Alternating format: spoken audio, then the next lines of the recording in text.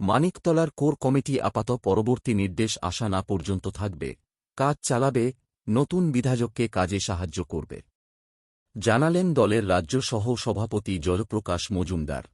করার আগেই আমাদের নেত্রী মমতা বন্দ্যোপাধ্যায় মানিকতলার জন্য একটা কমিটি করে দিয়েছিলেন এই নির্বাচন পরিচালনার জন্যে, এবং যার কনভেনার ছিলেন ভূতপূর্ব সাংসদ কুণাল ঘোষ।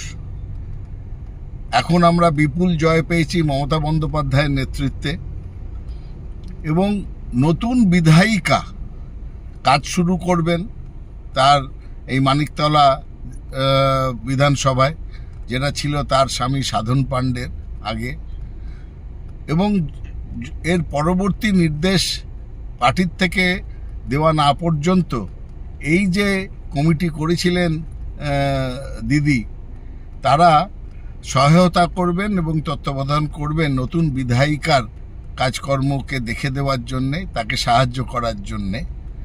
এইটা আমরা আশা করব যাতে মানিকতলার উন্নয়ন আরও জোরদার হয়।